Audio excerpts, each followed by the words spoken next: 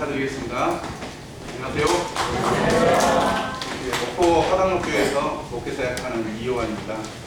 약 5년 전에 관광버스를 이렇게 타시고 목포에 오셨던 그런 일들이 있는 것 같습니다. 그때 아름답고 좋은 추억을 가지고 계셔서 이렇게 따뜻하게 맞아주신 것 같아서 진심으로 감사합니다. 그때 이제 불미스러운 일이 있거나 또는 안 좋은 추억이 있었다면 아마 오늘을 뵙기가 어려웠을 것이고 하더라도 얼굴을 붉혔을 텐데 그때 좋은 추억이 있었고 또 기억해 주셔서 진심으로 감사합니다. 오늘은 사도행전 4장 1절부터 22절 말씀을 가지고 기초는 튼튼합니까? 라고 하는 제목으로 거제를 좀 나누고 싶습니다. 먼저 영상을 하나 보겠습니다. 앞에 불도 좀 꺼주시면 좋겠습니다. 잘 보이겠습니다.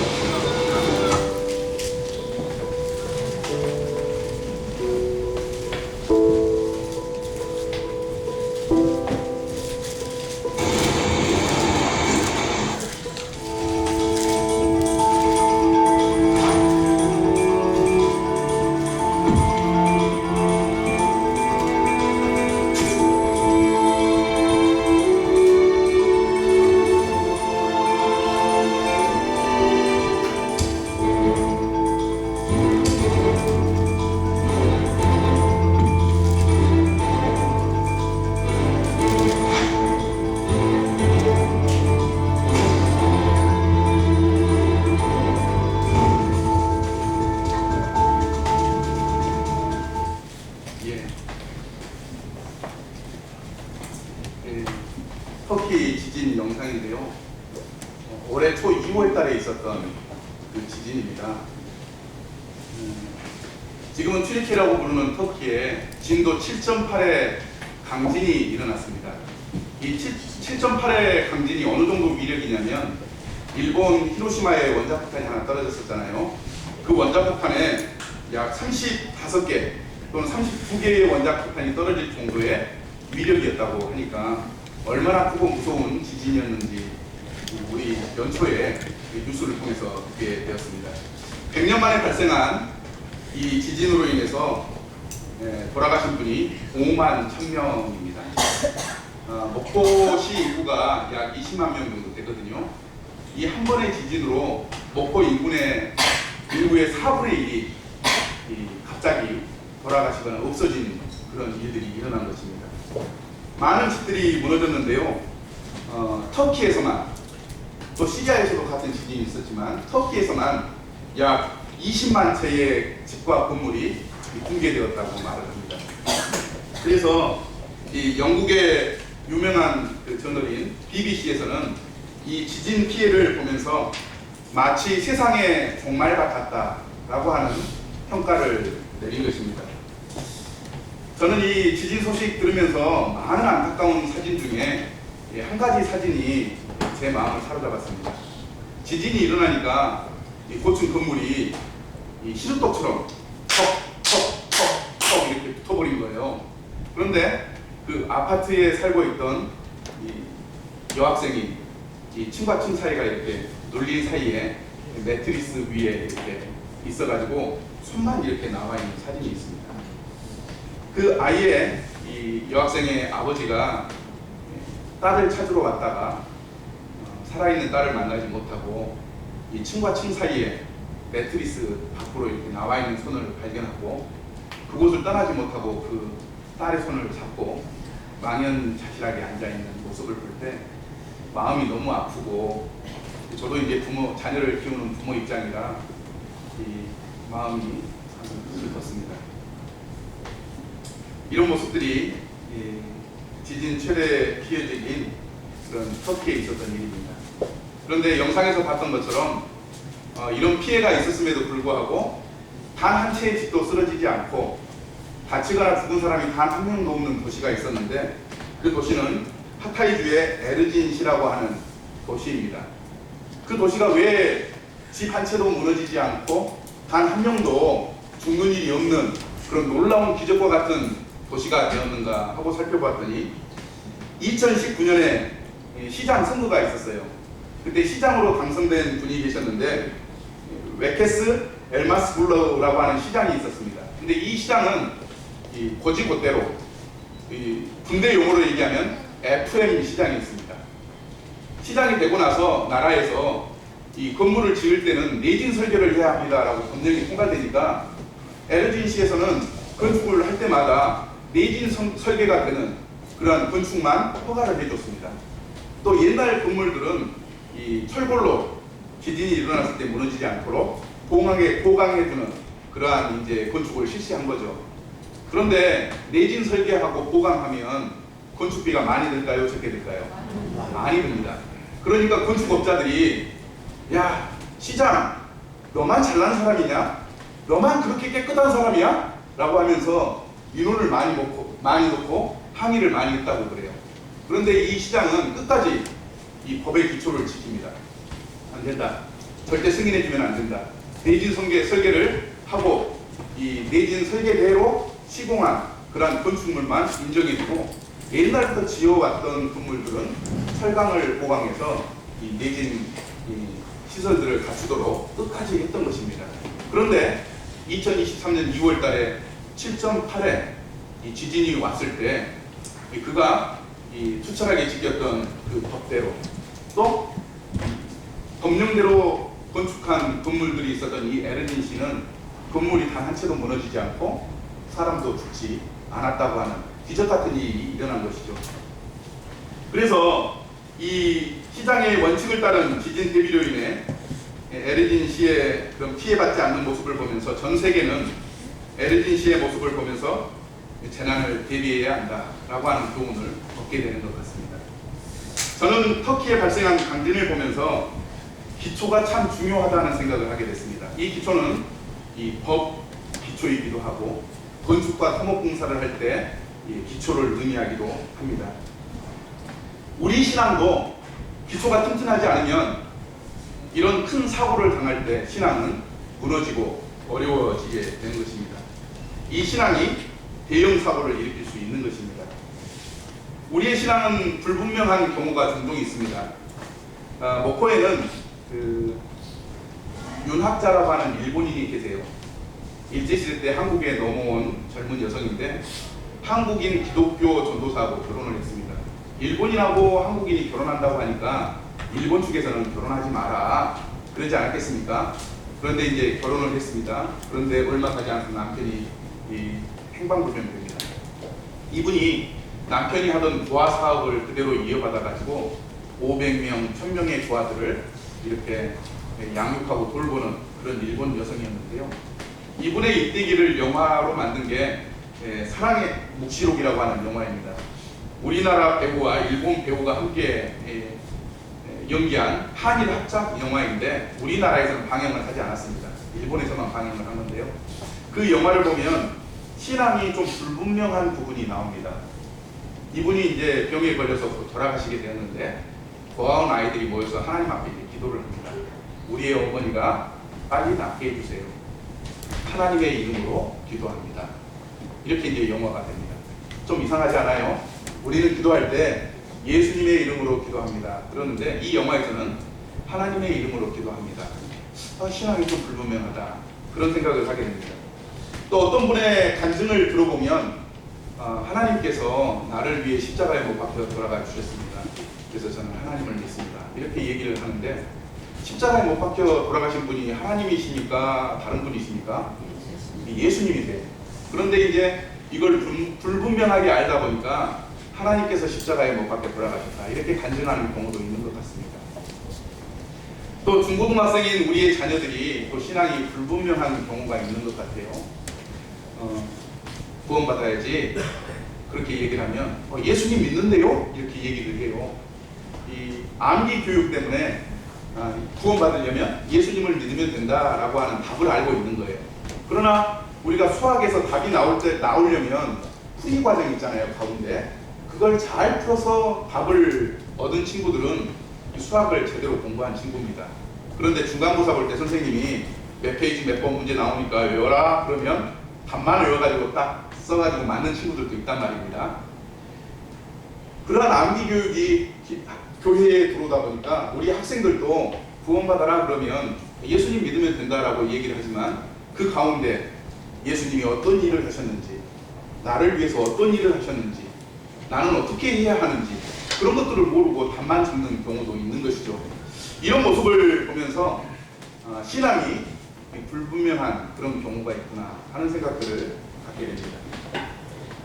또 여러분들께서 아시겠습니다만 넷플릭스라고 하는 그 채널에서 나는 신이다 라고 하면서 한국 내에 기독교 이단을 고발하는 다큐멘터리를 방영하고 있습니다. 아십니까? 예.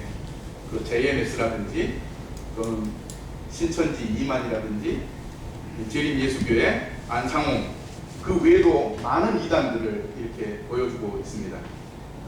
한국 사회가 이단에 미혹되어 있는 그런 슬픈 현실들을 우리에게 보여주고 있는데 신앙의 기초가 튼튼하지 않으면 이단에 미혹되어서 신앙을 무너뜨리고 하나님이 주신 영원한 생명을 잃어버리는 그런 불상사가 일어나게 됩니다. 그래서 저는 오늘 기초가 튼튼합니까? 라는 제목으로 기독교가 무엇인지 명확하고 확실하고 분명하게 말씀드려서 성도님들께서 튼튼한 신앙을 세워갈 수 있도록 돕는 그런 교재를 나누고자 합니다. 먼저 우리 사도행전 4장을 펴보겠습니다.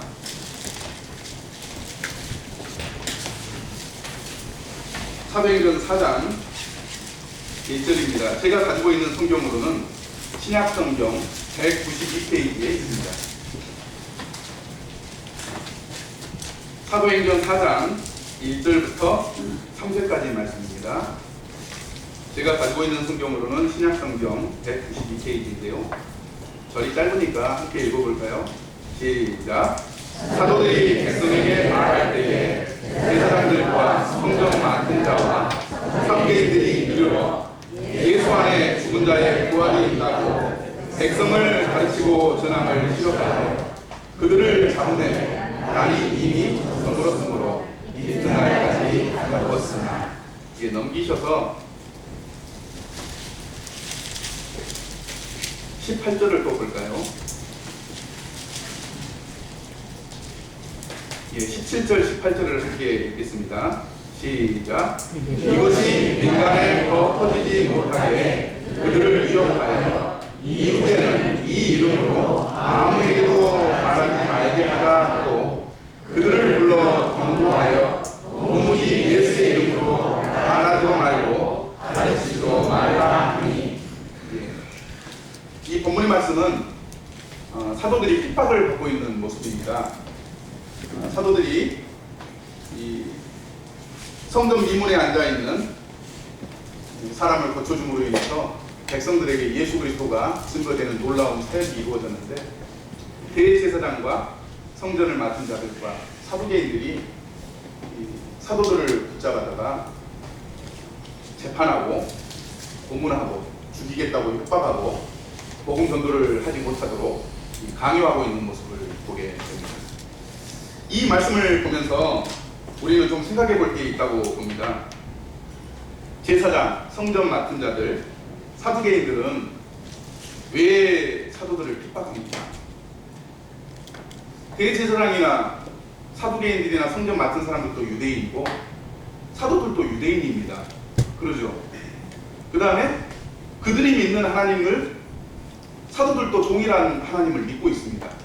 같은 유대인이고 같은 하나님인데 하나님을 믿고 있는데 왜 대제사장과 성전 맡은 자와 사두개인들은 이 사도들을 핍박하고 있을까요?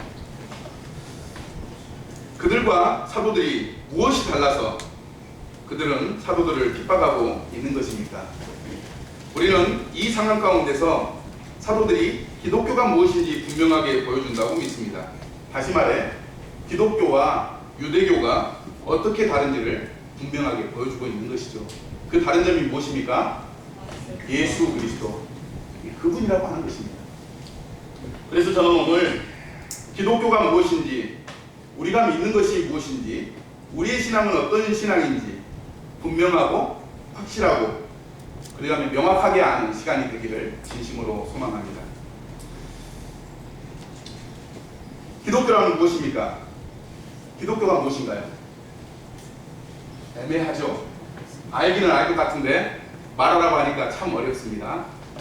예, 이게 이제 우리가 명확하게 알아야 될 가장 기초라고 봅니다. 기독교는 이 인터넷 들어가 보면 포털 사이트가 나옵니다. 다음이라든지 네이버, 구글 또는 위키백과 같은 그런 포털 사이트가 나오는데 거기에 기독교 치면 그렇게 뜹니다. 다음에서는 예수 그리스도를 구세주로 믿는 종교다. 네이버에서는 예수 그리스도의 인격과 교훈을 중심으로 하는 종교다.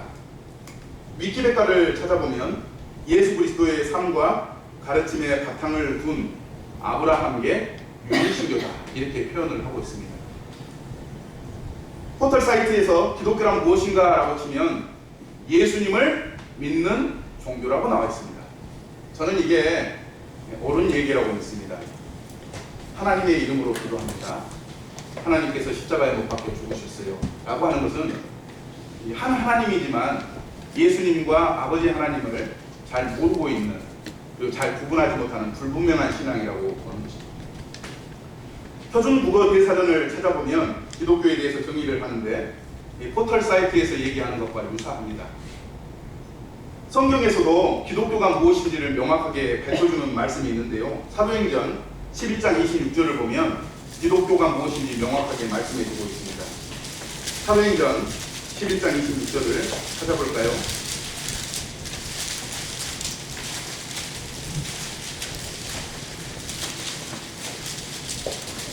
사도행전 11장 26절입니다. 제가 가지고 있는 성경으로는 신약성경 207페이지에 있습니다. 함께 읽어볼까요? 시작.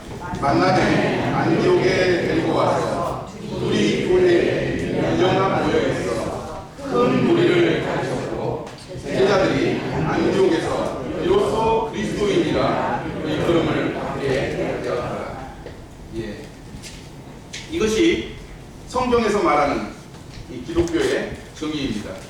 그리스도인. 그리스도인은 그리스도에게 속한 사람, 그리스도를 따르고 배우는 사람이라고 말할 수가 있습니다. 이게 기독교입니다. 그러므로 기독교는 사전적으로 볼 때, 그리고 성경적으로 볼 때 예수님을 믿는 신앙입니다. 아멘이십니까? 아멘. 예, 아멘입니다. 그러면 우리는 어떤 예수님을 믿는 걸까요? 요즘 시대는 어떤 예수님을 믿어야 하는지 말해야 되는 그런 시대가 됐습니다. 왠지 아십니까? 우리나라에 이단이 너무 많이 생겼어요.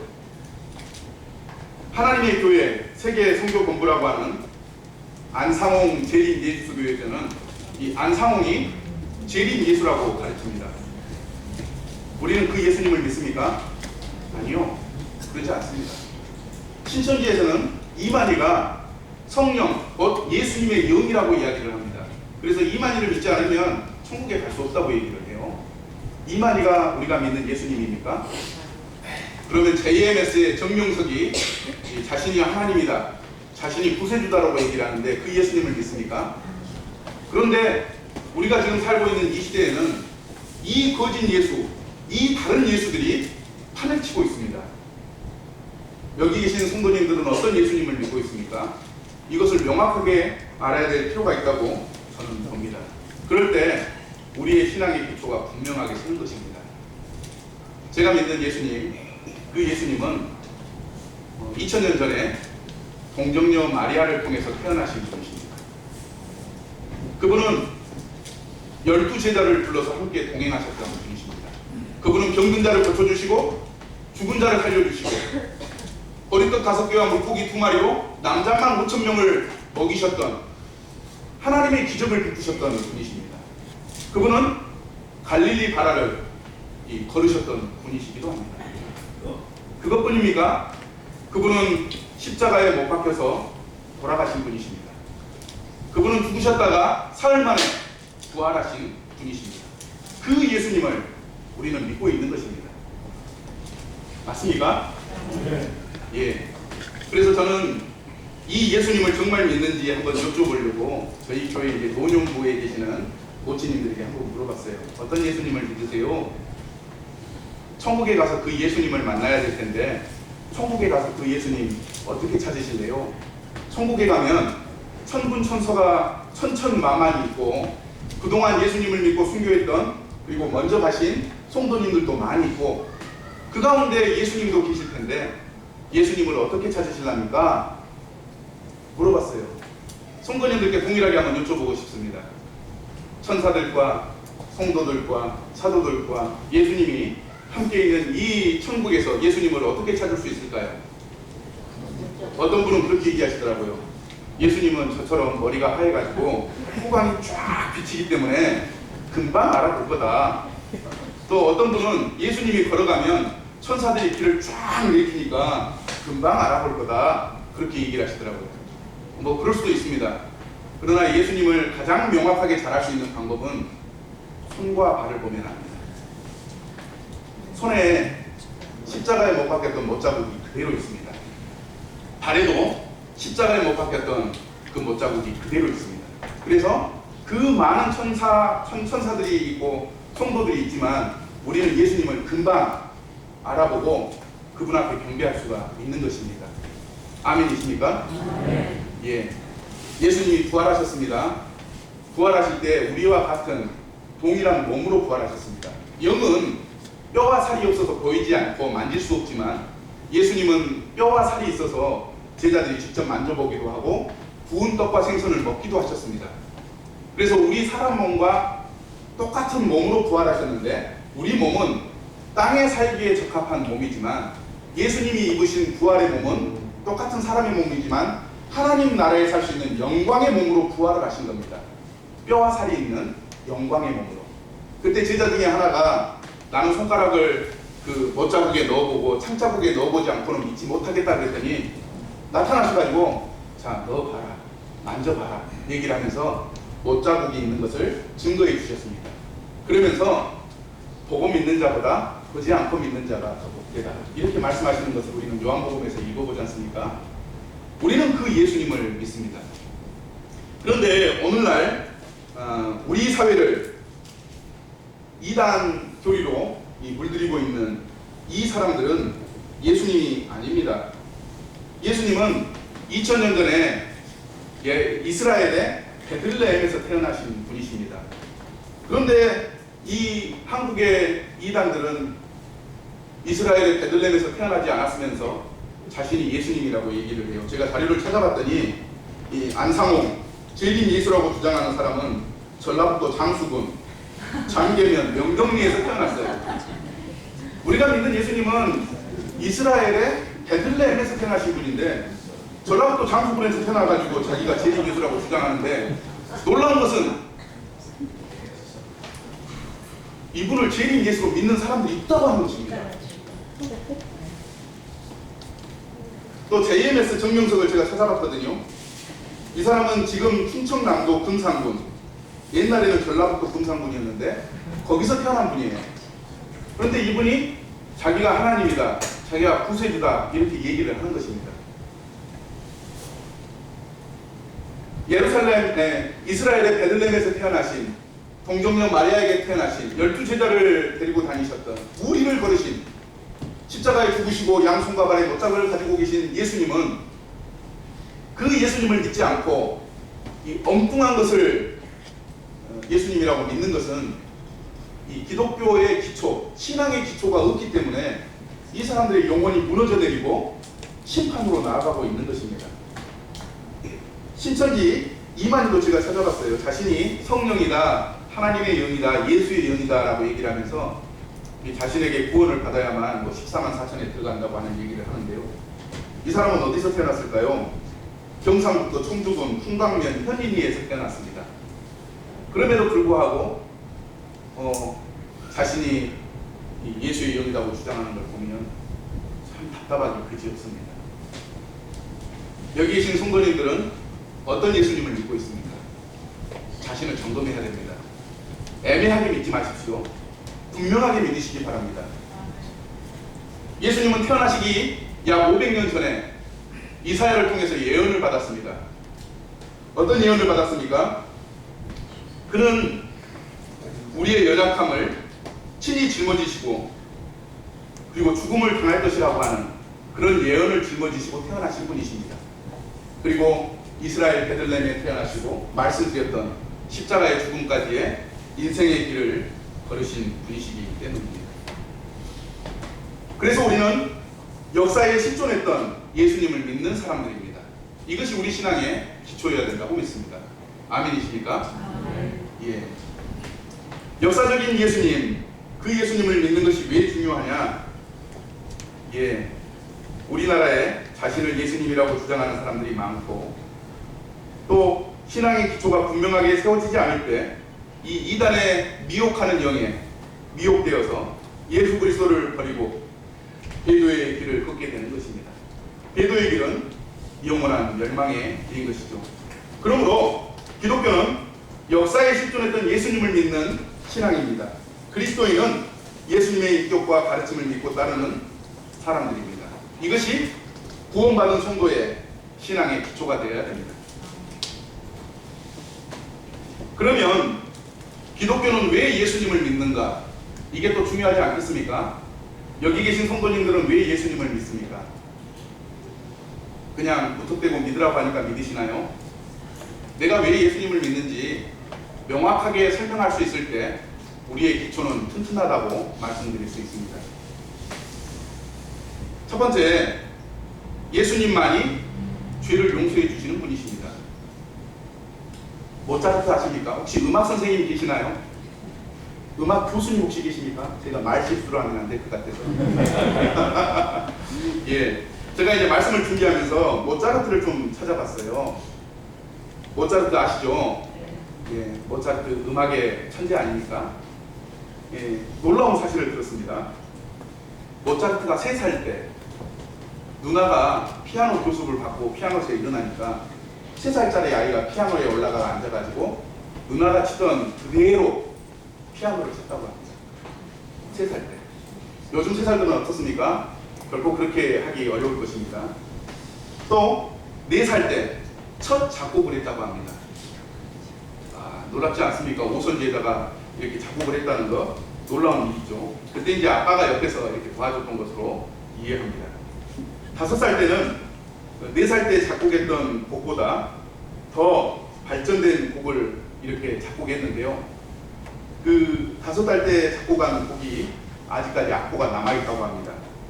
안단테 in C major K라고 하는 악보가 그대로 남아있습니다.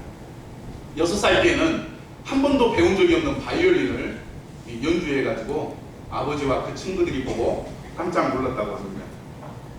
8살 때 교향곡을 쓰게 됩니다. 교향곡 아시잖아요. 한 악기만 연주하는 게 아니고 뭐 관악기, 타악기, 현악기 모두 다 이렇게 합주하는 이 교향곡을 8살 때 쓰게 됩니다. 이 바하 아시죠? 바하. 이 바하의 아들 크리스찬 바하를 만나서 그 바하가 연주한 교향곡을 듣고 나서 바로 이 교향곡을 8살 때 작곡했다고 합니다. 9살이라고도 하고 12살이라고도 하는데요. 최초의 오페라를 또 9살, 12살 때 오페라를 작곡합니다. 바스티엔느 또는 가짜 바보라고 하는 그런 오페라를 작곡했습니다. 13살 때에는 모든 장르의 음악을 이렇게 작곡할 수 있는 사람이 되었다고 합니다. 이런 모차르트의 천재성을 들으면 어떤 생각이 드십니까? 야, 모차르트는 음악을 위해서 태어난 사람이구나. 부인할 수 없습니다. 그렇죠? 예, 예수님도 모차르트하고는 비교할 수 없지만 우리 예수님은 훨씬 더 위대하시고 영광스러운 분이시지만 우리 예수님께서도 무언가를 위해서 이 땅에 오신 분이십니다. 목적을 가지고 이 땅에 오신 분이십니다. 잘 보이시나요?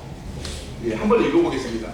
시작. 아들을 낳으니 이름을 예수라. 이는 그가 자기 백성을 그들의 죄에서 구원할 자이시니라. 예수님은 태어나기 전에 자기 백성을 그들의 죄에서 구원할 자라고 하는 이름을 받고 태어나신 분입니다. 그렇죠? 예수님은 이런 목적을 가지고 이 땅에 오신 거예요. 두 번째 읽어보겠습니다. 시작. 보라, 세상 죄를 지고 가는 하나님의 어린 양이로다. 되었을 때 이 침례 요한이 예수님을 이렇게 만나고 보게 되면서 예수님의 별명을 지어줍니다. 세상 죄를 지고 가는 하나님의 어린 양이다. 이렇게 예수님을 보면서 별명을 지어준 말씀입니다. 세 번째, 시작. 중풍병자에게 이르시되 작은 자야 안심하라. 내 죄사함을 받았느니라. 인자가 세상에서 죄를 사하는 권능이 있는 줄을 너희로 알게 하려 합니다. 이것은 중풍병자를 고쳐주시면서 하신 말씀이에요. 중풍병자를 나았다, 집에 가라 이렇게 얘기해 주는 게 일반적인 대화의 흐름인데, 예수님께서는 나았다, 집에 가라 얘기하지 않고 죄사함을 받았다 이렇게 얘기를 하시는 거예요. 여기에는 예수님이 이 땅에 오신 목적을 명확하게 밝혀주고 있는 대화인 것을 보게 됩니다. 네 번째도 한번 볼까요? 시작. 잔을 가지사 이것은 죄사함을 얻게 하려고 많은 사람을 위하여 하느니라. 나의 피 곧 언약의 피니라. 이 말씀은 예수님이 이 땅에 최후의 식사를 하시면서 하신 말씀입니다. 오늘 우리가 함께 모여 예배를 드렸습니다. 떡과 잔을 비했는데, 잔을 비했던 것처럼 예수님께서는 마지막 식사를 하시고 포도주를 나누시면서 죄사함을 얻게 하려고 많은 사람을 위하여 흘리는 바 나의 피 언약의 피다 라고 말씀하신 내용입니다. 예수님은 죽어가시면서도 그런 말씀을 하셨습니다. 함께 읽어볼까요? 시작. 아버지, 저들의 죄를 사하여 주옵소서. 자기들이 하는 것을 알지 못함이니이다. 예수님은 죽어가시면서도 자신을 조롱하고 모욕하고 희롱하고 죽이려고 하는 사람들에 대해서 이와 같은 기도를 하나님 앞에 올렸는데, 이 5 말씀에 공통적으로 들어가는 게 있습니다. 그게 뭡니까? 예, 죄와 관련되어 있습니다. 예수님은 태어나기 전에 죄와 관련된 이름을 가지고 태어나셨습니다. 그분을 만난 세례 요한은 예수님의 모습을 보면서 짊어지고 있는 죄를 보았던 것입니다. 예수님은 살아가는 동안에 사람들을 만날 때 병을 고쳐주시고 또 죽은 사람을 살려주고 먹이고 할 때마다 내 죄사함을 받았느니라 라고 하시는 말씀으로 늘 죄와 관련된 말씀을 하셨습니다. 인생의 마지막 식사를 하실 때도 많은 사람들의 죄를 용서하기 위해서 자신의 피를 흘리게 될 것이라고 고백하셨습니다. 그리고 심지어 죽어가시면서도 저들의 죄를 용서해 주십시오 라고 기도를 한 것입니다. 모차르트는 음악을 위해서 태어난 사람이라고 얘기한다면, 우리가 사랑하는 예수님은 모든 사람의 죄의 문제를 해결하기 위해서 그분은 태어나시고 우리의 죄를 용서해 주시기 위해서 일생을 살아가시고 죽음마저도 우리를 죄 가운데서 구원하시기 위해 십자가에 죽으신 분이십니다. 예수님은 우리 모두의 죄를 해결하시기 위해 태어나신 분임을 알게 됩니다. 그래서 고린도후서 5장 21절 공동 번역이 잘 번역한 것 같아서 이렇게 적었습니다. 함께 읽어볼까요? 시작. 그래서 우리는 그리스도로 말미암아 하나님께로부터 구주의 선언을 받게 되었습니다. 예, 예수님이 그렇게 오셔서 우리의 죄의 문제를 십자가에 매달려 죽으시고 용서해 주심으로 해결해 주셔서 하나님 앞에서 우리는 유죄 선고를 받는다고요? 무죄 선고를 받는다고요? 무죄 선고를 받고 있다고 성경은 기록하고 있습니다. 이 얼마나 놀라운 일입니까? 모차르트는 음악을 위해 태어나서 우리의 귀를 즐겁게 하지만, 예수님은 이 땅에 오셔서 우리의 죄의 문제를 해결해 주셔서 하나님 앞에 무죄 선고를 받고 하나님의 가족이 되고 아버지 집에 갈 수 있는 영원한 생명을 누릴 수 있는 자로 만들어 주신 분이십니다. 그래서 우리가 예수님을 믿는 이유는 무엇입니까?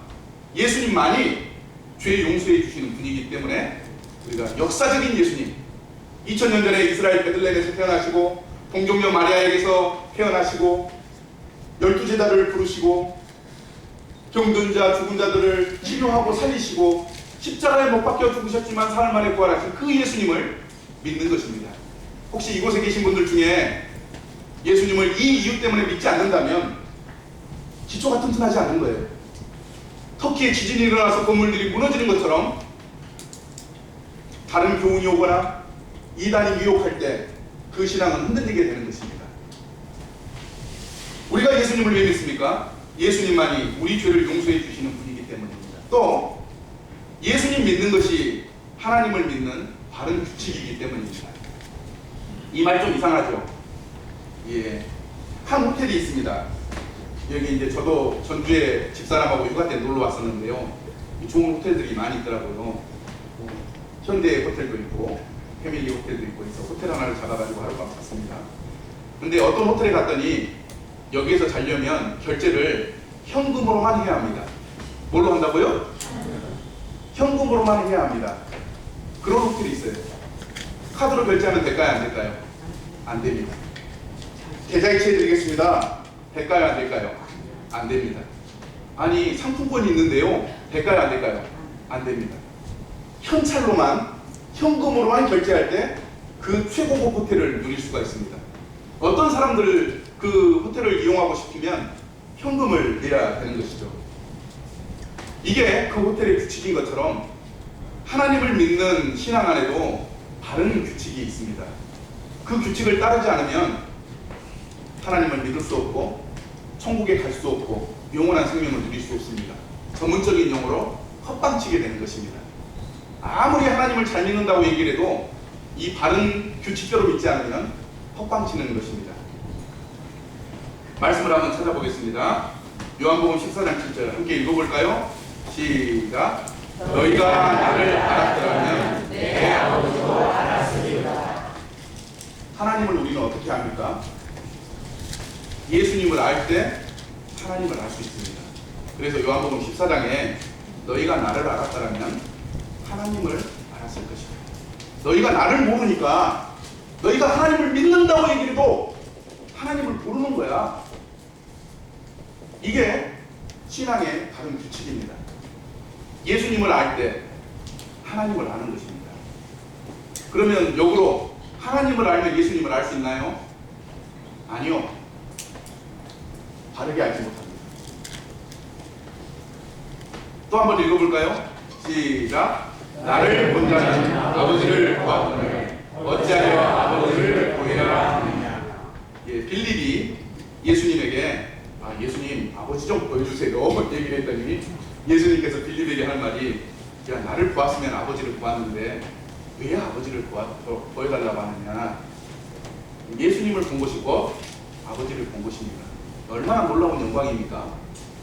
이스라엘의 위대한 선지자 모세가 하나님께 은혜를 베풀어 주시고 은혜를 베풀어 주셨다면 하나님 얼굴 좀 보게 해주세요 그랬더니 하나님께서 나를 보고 산 자가 없다 라고 얘기를 하면서 너는 바위 뒤에 숨어 있다가 내가 지나가면 얼굴은 못 보고 어디만? 뒤에만 볼 수 있다 라고 보여줬습니다. 그런데 그 뒤만 보고도 얼굴에 하나님을 본 영광의 광채가 있었지 않습니까? 그런데 그 하나님께서 육신을 입고 이 땅에 오셨을 때 예수님으로 오셨는데 제자들에게는 하나님의 얼굴을 그대로 보여주셨습니다. 예수님의 얼굴을 본 사람은 하나님의 얼굴을 본 것입니다. 그래서 예수님께서 빌립에게 나를 보았으면 아버지를 보았다 이야기를 하는 것입니다. 요한일서 14장 21절에 보면 나를 사랑하는 자는 내 아버지께 사랑을 받을 것이요. 예수님을 사랑하는 자가 하나님을 사랑하는 것입니다. 어떤 한 사람이 하나님 앞에 나아가가지고 하나님 제가 하나님을 정말 사랑합니다. 제 목숨도 다 내어놓고 제 세상도 내어놓겠습니다. 저는 하나님 사랑합니다. 그랬을 때 하나님이 뭐라고 얘기하실까요? 너 지금 나 사랑하고 있는 거 아니야. 너 지금 나 사랑하고 있는 게 아니라니까. 저 예수님 하나님을 정말 사랑하는데요. 예수님을 사랑하는 것이 곧 나를 사랑하는 거야. 네가 예수를 사랑하지 않고 나를 사랑한다고 하면 너는 나를 사랑하는 게 아니야. 나를 미워하고 나를 모욕하는 거야. 나를 정말 사랑하고 싶다면 예수를 사랑하라. 이 얘기를 하시는 거예요. 하나님 사랑하는 것이 예수님 사랑하는 것입니까? 아니에요. 예수님 사랑하는 것이 하나님 사랑하는 거예요. 제가 이제 기독교 TV들을 종종 보거든요. 보면은 많은 분들이 하나님을 믿게 되었다고 간증하는 내용이 나옵니다. 그 간증하는 내용 중에 예수님 얘기가 단 한마디도 안 나오는 사람들도 있습니다. 저는 그 사람들 볼 때 규칙적으로 믿지 않는 사람이야, 하나님 모르는 사람이야 라고 이렇게 이야기합니다. 한 자매님이 목사님을 찾아와서 교제를 했습니다. 하나님께서 자신의 삶을 얼마나 아름답게 인도하셨는지 설명이 있어요. 이 음대를 다니시는 분이었고 피아노를 치시는 분이었는데 가난해가지고 대학을 갈 수 없었는데 하나님이 특별한 은혜를 베풀어 주셔서 좋은 아르바이트를 만나서 돈을 벌면서 음대를 졸업했고요. 미국에 가서 유학까지 하고 돌아왔습니다. 그래서 이제 목사님을 만나서 하나님께서 제게 놀라운 은혜와 자비를 베풀어 주셨어요 라고 하면서 간증을 얘기했는데, 그걸 다 듣고 목사님이 하시는 말씀이, 자매님의 간증은 놀랍고 아름답습니다. 그러나 당신은 거듭난 사람이 아닙니다. 이분이 깜짝 놀라가지고, 아이 목사님 이렇게 놀라운 간증을 얘기했는데 왜 그렇게 얘기를 하시나요? 목사님 하시는 말씀이, 그 간증 속에는 예수님에 관한 이야기가 단 한마디도 없습니다. 자매님은 하나님은 사랑할지 모르지만 거듭난 사람이 아닙니다. 이 얘기를 합니다. 예수님을 사랑하는 사람이 하나님을 사랑하는 사람입니다. 이건 성경에 기록된 명확한 것입니다. 이게 바른 규칙입니다. 또 요한일서 2장 23절 함께 읽어볼까요? 시작. 아들을 부인하는 자에게는 또한 아버지가 없으되 아들을 시인하는 자에게는 아버지도 없느니라. 예수님을 시인하는 것이고 하나님을 시인하는 것입니다. 예수님을 거절하면서 하나님을 믿는다고 얘기하는 사람은 그 사람은 하나님을 믿는 사람이 아니라고 하는 것입니다. 예수를 시인하는 영마다 하나님께 속한 것이다. 예수님을 믿는 것은 예수님을 믿는 것이 곧 하나님을 믿는 것이라고 하는 성경에 명확한 바른 규칙이 있습니다. 이것을 벗어나면 하나님을 바르게 믿는 것이 아닙니다. 여기 계신 성도님들은 하나님을 믿습니까? 여기 계신 성도님들은 예수님을 믿습니까? 네. 예수님 믿는 것이 곧 하나님을 믿는 것입니다. 예수님을 믿지 않고 하나님을 믿는 것은 하나님을 모독하는 행위요, 바른 신앙이 아니라고 하는 것입니다. 우리가 예수님을 왜 믿습니까? 예수님만이 우리 죄를 용서해 주시는 분이시고 예수님을 믿는 것이 하나님을 믿는 바른 규칙이기 때문입니다. 마지막으로 예수님이 하나님과 사람 사이에 유일한 중보자이기 때문입니다. 함께 읽어볼까요? 시작. 하나님과 사람 사이에 중보자도 한 분이시니 곧 살아계신 그리스도 예수라. 그림을 한번 좀 띄워보겠습니다. 하나님을 믿는 종교가 굉장히 많습니다. 오늘 그 사도행전에 보면 유대교는 하나님을 믿습니까? 안 믿습니까? 믿습니다. 아브라함의 후손이에요. 아브라함의 하나님, 이삭의 하나님, 야곱의 하나님을 믿습니다. 그런데 그들은 중재자를 누구로 생각합니까? 모세라고 얘기합니다. 너는 예수의 제자니? 나는 모세의 제자다. 성경에 기록되어 있어요. 유대인들, 바리새인들, 이 많은 유대인들은 하나님과 자신의 사이에 중보자를 모세로 두고 있습니다. 이게 바른 신앙인가요? 성경적인 신앙일까요? 아닙니다. 유대교만 하나님을 믿는 게 아닙니다. 이슬람, 무슬림들도 하나님을 믿습니다. 이들은 이스마엘의 후손이잖아요. 그래서 그들의 조상인 아브라함의 하나님을 믿습니다. 같은 하나님을 믿습니다. 그런데 하나님과 그들 사이에 중보자를 누구로 두고 있습니까? 마호메트라고 하는 선지자로 두고 있습니다. 그들은 예수님을 믿지 않습니다. 예수님이 구세주라고 믿지 않습니다. 그들은 예수님이 하나님의 아들이라고 믿지 않습니다. 마호메트가 더 위대한 선지자라고 믿고 있고 하나님과 그들 사이의 중보자를 마호메트로 두고 있는 것입니다. 가톨릭은 동일한 하나님을 믿습니까? 안 믿습니까? 믿습니다. 우리가 믿는 하나님 믿습니다. 아브라함의 하나님, 이삭의 하나님, 야곱의 하나님을 믿습니다. 그런데 그들은 하나님과 자기 사이의 중보자를 누구로 두냐면 교황 또는 성례, 칠성사라고 하죠. 또 이렇게 예배에 참석하는 것들, 그러한 것들을 통해서 하나님께 갈 수 있다고 믿습니다. 그래서 카톨릭과 하나님 사이에는 그들의 중보자를 교황이나 성례로 두고 있는 것이죠. 카톨릭 교회를 다녀보신 분들이나 그것과 관련된 것을 잘 아시는 분들이 계실 텐데 자신이 죄를 지으면 어떻게 합니까? 교회 가가지고 박스 안에 들어가서 고해성사를 합니다. 그러면 신부님이 죄가 용서되었습니다 이렇게 하면 이렇게 나와서 그냥 죄가 용서된 거예요. 죄를 누가 용서해 주는 거예요? 하나님과 사람 사이의 중보자가 교황이나 성직자, 성례를 통해서 이렇게 죄 용서 받는다고 믿는 것이에요. 신천지도 하나님을 믿습니까? 예, 동일한 하나님을 믿습니다. 그런데 하나님과 자신들 사이에 중보자를 누구로 두고 있나요? 이만이라고 하는 사람을 두고 있습니다. 기독교는 하나님과 우리 사이의 중보자를 누구로 두고 있습니까? 예수 그리스도를 두고 있습니다. 그래서 우리가 예수 그리스도를 믿는 것입니다. 이것이 성경에서 말하고 있는 바른 신앙입니다. 그래서 우리는 기도할 때 예수님의 이름으로 기도합니다. 예수님이 저의 죄를 용서해 주셨어요. 예수님이 저 때문에 십자가에 못 박혀 죽으셨어요. 저는 예수님을 사랑합니다.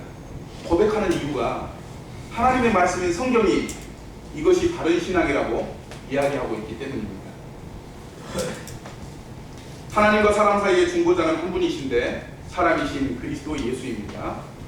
요한복음 14장 6절을 한번 읽을까요? 시작. 예수께서 이르시되 내가 곧 길이요 진리요 생명이니 나로 말미암지 않고는 아버지께로 올 자가 없느니라. 예수님만이 하나님께 갈 수 있는 유일한 길입니다. 그래서 우리가 예수님을 믿습니다. 예수님 말고는 다른 이로서는 구원을 받을 수 없나니 천하 사람 중에 구원을 받을 만한 다른 이름을 우리에게 주신 일이 있다 없다? 없다. 예수님만이 구원의 길입니다. 이것이 우리가 믿는 신앙의 기초입니다. 학교에서 이 교사 계십니까? 학교에서 아이들을 가르치면요, 어떤 아이가 정말 선생님의 그 가르침에 충분히 이해한 사람이라고 평가를 하냐면요, 옆에 있는 친구를 가르칠 수 있는 친구, 이 친구가 정말 그것을 잘 이해한 친구라고 봅니다. 그런데 잘 가르치지 못하는 친구는 알고는 있는데 아리까리한, 명확하지 않은 그런 가운데 있는 학생으로 이렇게 이해를 합니다. 오늘 우리는 기독교가 무엇인지 살펴보았습니다. 그렇죠? 그 다음에 우리는 왜 예수님을 믿어야 하는지도 살펴보았습니다. 그런데 이것을 내 안에서만 그렇지라고 생각한다면 그것을 명확하게 알고 있는 것이 아니고 튼튼한 기초가 아닙니다. 다른 사람들에게 기독교는 예수님을 믿는 종교다. 예수님이 하나님과 우리 사이의 중보자가 되셔서 우리를 하나님을 믿게 하고 하나님의 집으로 갈 수 있도록 안내해 주시는 분이다 라고 하는 것을 명확하게 이야기할 수 있는 그런 상황일 때 우리는 이것을 분명하게 알고 있는 기초가 튼튼한 어떤 상황 가운데서도 흔들리지 않는 신앙을 가지고 계신 분이라고 믿습니다. 예, 조금 전에 아멘 하신 한 분만 하나님의 은혜가 함께 하시기를 진심으로 축원합니다. 아멘. 이렇게 축복하는 말씀을 드리면 불편하시는 분들이 계시더라고요. 성경에 보면 원수를 미워하지 말고 도리어 축복하라. 원수는 축복하면서 왜 믿는 성도는 축복할 수 없습니까? 오늘 아멘으로 받아가신 모든 성도님들께 하나님의 은혜가 진심으로 임하시기를 바라고 축복합니다. 예, 오늘 첫 시간 기독교란 무엇인가? 우리는 왜 예수님을 믿는가? 살펴보았습니다. 튼튼한 신앙을 세워가는데 유익이 되기를 진심으로 바라고 또 경청해 주셔서 감사합니다.